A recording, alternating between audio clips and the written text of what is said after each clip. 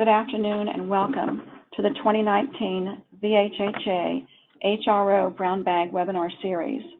This is a webinar series featuring Virginia hospital strategies in promoting safety culture and high reliability. My name is Joan Williamson.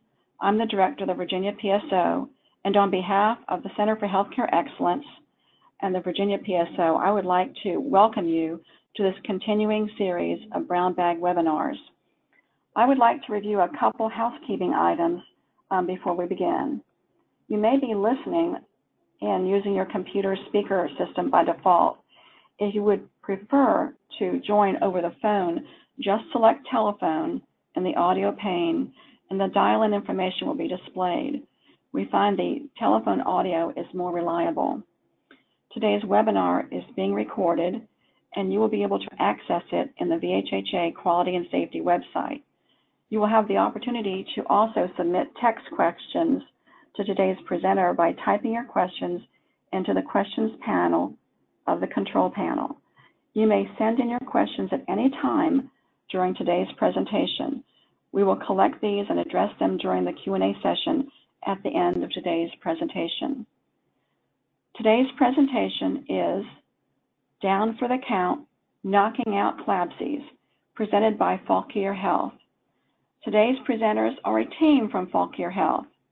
I am going to turn things over to Pauline Rausch, Director of Quality, Regulatory and Accreditation, Infection Prevention, and the Patient Safety Lead at Fauquier, to introduce her team and to proceed with today's presentation. Thank you very much, Joan. Good afternoon, and thank you for allowing us to speak with you today. We are very excited to talk to you about our Down for the Count presentation. Here in the room with me, I have Stephanie Finneyfrock, she's one of our ICU nurses, Kim Schuler, Staff Development, Jessica Randall, Assistant Director of our Critical Care, Andrea Payne, Director of our Critical Care Services, and Dr. Saki, our Director of our ICU, Board Certified in Internal Medicine, Pulmonology, and Critical Care. If I could just tell you a little bit about our hospital. Our mission is making communities healthier. So we are a community health system dedicated to high quality patient-centered care. Our hospital is fully accredited. We are Plaintree designated and a 97-bed hospital. We have a 10-bed intensive care unit with intensivist oversight.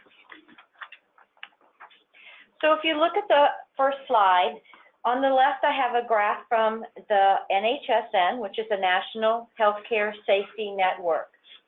This shows our CLABSI data. If you look at the horizontal axis from the months of January 16 to January of 19, and the vertical axis gives us our CLABSI count. You will see from this graph that we had one CLABSI in January of 17. And at that time, we felt that one was too many. And in doing a deep dive, this infection could have been prevented.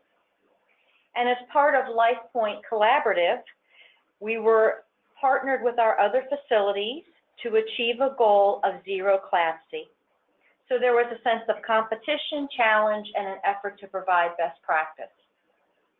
To the right of the graph, you'll see our standard utilization ratio. So this is a ratio based on the number of central lines that you use by patient days. Benchmark is 1.0. In 2017, we were above the benchmark with our utilization of central lines in our ICU at 1.364. In 2018, we were able to reduce that to 1.141, and during that year, we had 4 months below the benchmark. So we continue to focus on our standard utilization ratio. Now the team is going to review action items that have helped us to hardwire and sustain our results to be CLABSI-free. And go ahead. Hi, my name is Jessica, and as Polly said, I'm the Assistant Director for our ICU. When we began looking at how we were going to hardwire this process, we really looked to adopt practices from the Institute of Healthcare Improvement and Agency for Healthcare Research and Quality. We worked on insertion bundles and daily review for necessity, as well as implementing a maintenance bundle. We did 100% daily review with our frontline staff and documentation in our electronic medical record. We also do 100% daily review by the nurse leader, usually myself or somebody else covering for me, with documentation into our Joint Commission tracer portal. Below on the right-hand side of your screen is an example of one of the tracer portals that we use for Joint Commission, and we use that data to trend any outliers that we may have. We also have oversight with the infection preventionist who rounds with additional spot checks. My name is Stephanie Finnefrock. I'm a primary charge nurse in our ICU, and I just want to talk about what this means for me in day-to-day, or for the team in day-to-day ICU life. The first part of the hardwiring is the daily review for necessity. We do this in a couple different ways, but one you can see on your screen here is the mandatory electronic documentation of line necessity. This is a piece that's part of every nurse's nursing assessment, charted every 4 hours on the patient, and it reviews the necessity of the line. So you can see some of the examples: long-term antibiotics, vesicant, irritant drugs, hemodynamic monitoring, if we're doing CVPs on them, multiple antibiotics, TPN, reliable access, chemotherapy, or if the nurse finds that there really is no need for this line, they can document that they're going to talk to the intensivist about it. In addition to this documentation, another couple things that we do, twofold. There's the bedside shift report and also the daily audits that Jessica had mentioned. The daily audits are done normally by the charge nurse, and it includes checking to make sure that anybody who has a central line has the following things done. Is the tubing dated, Curos caps applied, biopatch or CHG dressing, just make sure that the dressing is intact and clean and it's been changed in the appropriate amount of time. And then once again, another assessment: is this line necessary, and do we need to get it out if it's deemed unnecessary? Another part of the hardwiring is our interdisciplinary team rounds. And once again, you can see this little snippet here is actually part of the documentation for rounds. And this is also done by the charge nurse every day at 10:30. We invite the following team members to attendance. We have case management, respiratory therapy, nursing, dietary, the intensivist, CDI, pharmacy, the patient and or family, PT, OT, speech, and post-acute care. This is a second time where we can identify patients who have a central line. You can see the type of IV catheter the patient has, also identify what date that central line may have been put in, and if we need to remove it if it's no longer necessary. Dr. Yee was going to talk about some of this as well. I would like to talk about central line prevention of infection. First of all, every morning during rounds, we talk about all the central lines and the necessity of the central lines. We try not to over or underutilize central line as much as possible. Also, we like to avoid using any kind of femoral central line. And if central line is inserted in the femoral vein, we try to remove it within the 24-hour period. We prefer to use subclavian lines over internal jugular, as the literature has proven that subclavian lines tend to be less infectious. Also, whenever we start on TPN, we use a new central line, and we like to replace central line every 7 days if possible. So these are some of the things that are discussed during rounds. And then the final piece of the hardwiring for the bedside nurse is our bedside shift report. This is a mandatory process that we do at the beginning of each shift, or at any time that a communication and handoff needs to take place. And as you can see here on the slide, these are some of the mandatory parts to the bedside shift report. It occurs at the bedside with the two nurses, and the intent of this process is to have the patient and the family engaged and involved in their plan of care. We use language that's comprehensible to the patient and the family, and we really consider that the patient can be involved in this report. Another part of the bedside report, besides the communication of plan of care, is to identify patients who have central lines, or what access they do have. If a central line is in place, we both inspect the dressing, we inspect the site, we discuss the necessity of the line, And then we always trace our tubing. You want to make sure that the necessary medications are infusing, that Kuros caps are in place, that the tubing is dated appropriately, and just visual inspection of all dressings and sites. Good afternoon. My name is Kim Schuler, and I'm a staff development instructor, and my team played a big role in hardwiring this process by providing education around criteria used in the IHA around hand hygiene, skin prep, and necessity. You can see here that we put in our education bundle monthly. We implemented a standardized dressing change, central line dressing change, where upon removal of the central line dressing, everything was in one kit, where they used their gloves, and everything stayed sterile from using sterile gloves and masking the patient at the beginning, removing the central line dressing, and then removing their gloves and using hand sanitizer to don another pair of sterile gloves to prep the skin using the Chlor Prep and allowing it to dry and applying the bio patch and then the dressing. Everyone in orientation has to return demonstration using this standardized kit, as well as we put the central line dressing change and maintenance of central line dressings and central lines in our 2018 competencies that was part of our professional development, where every nurse that changed central line dressings had to return demonstration again using the standardized kit. As well as in our simulations, when we did our simulations, part of the simulation would be for them to look at the central line dressing, date, and removing and reapplying the central line dressing. So a big part of this process is really taking the information back to the team and celebrating the successes and recognizing the staff for such awesome work. A couple pictures here show some of our celebrations. The picture on the left-hand side was a picture that was taken when Joyce DeVault came to visit us. We took a picture with the team to show our successes. As of June 8, 2018, we were 500 days CLABSI free, and that's where the boxing gloves were first initially provided to the team to show that they had been knocking out CLABSI for 500 days. As of April 1st, we had been 798 days free. Feels really good to be recognized for our hard work, just to keep continuing the initiative.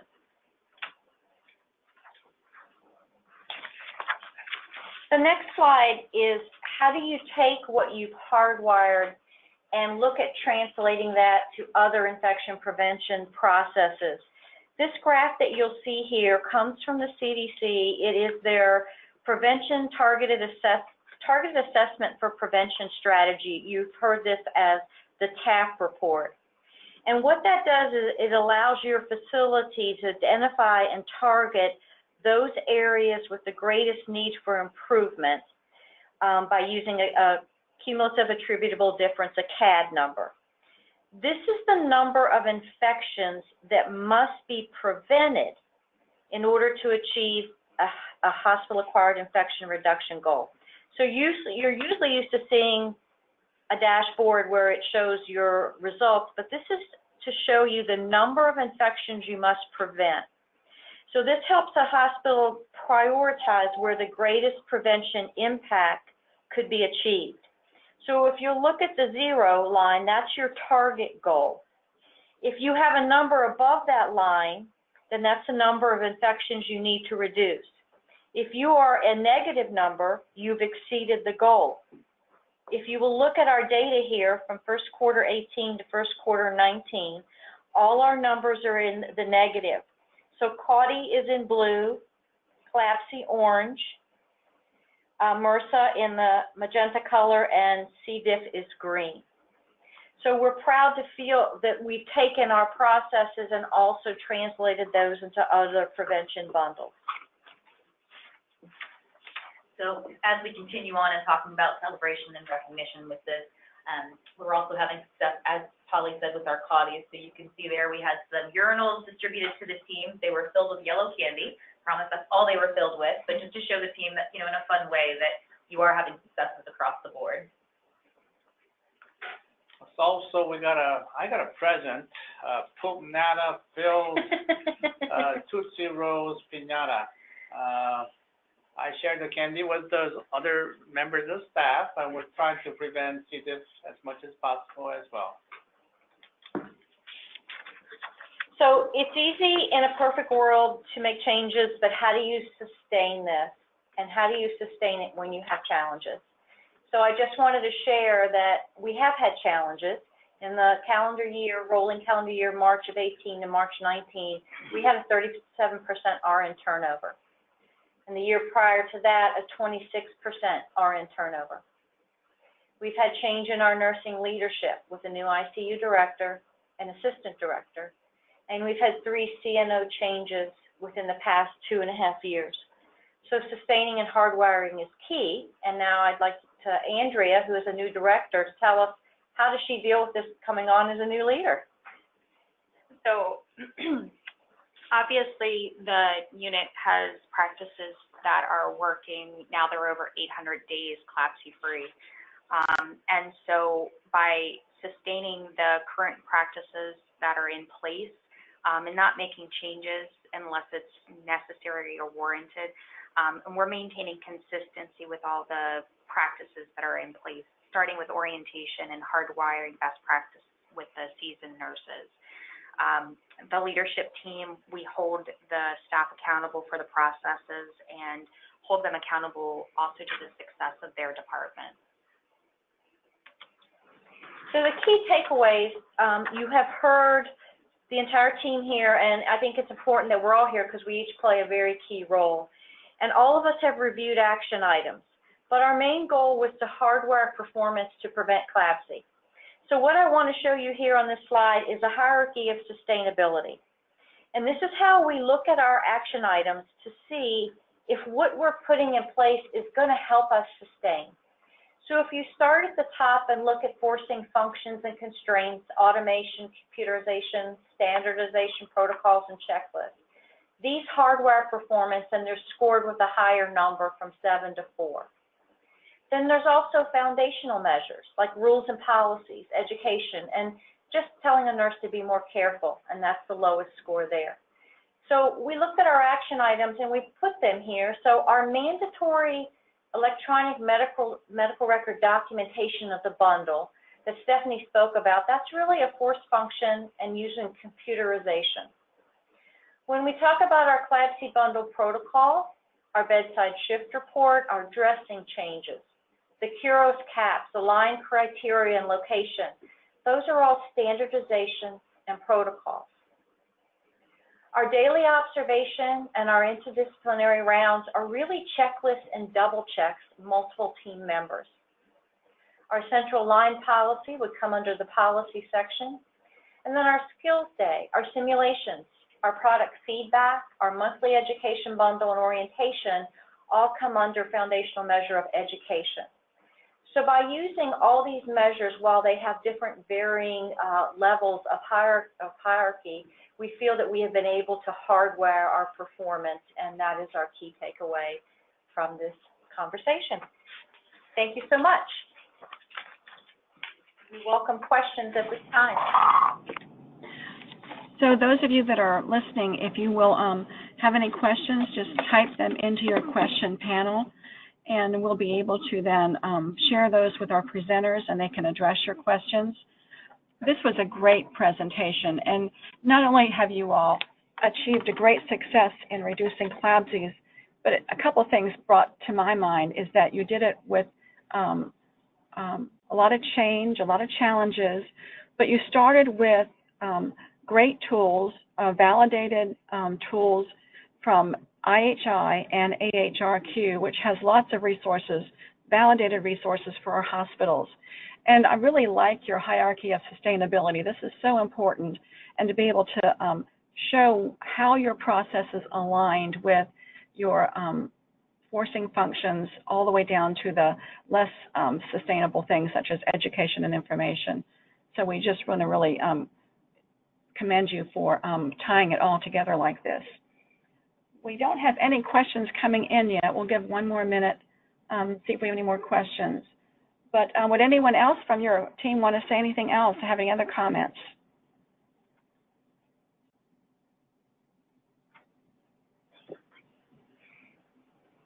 I think that, again, looking at all the action items and the key takeaways is you can't do this alone. It is staff, leaders, physician partners. It's just so many, and I think that's what has made us successful with this endeavor. And recognition is key too, and you've got to be able to laugh. And sending out a punata with Tootsie Rolls, if you can't laugh at that there's an issue, right? That's right. Oh, I love that, the punata. And the yellow urinals with the Starburst candy. Yes. I don't see any questions coming in, so at this time, we may give you back a few minutes of your day. This is being recorded, and we will post it on the VHHA Quality and Safety website.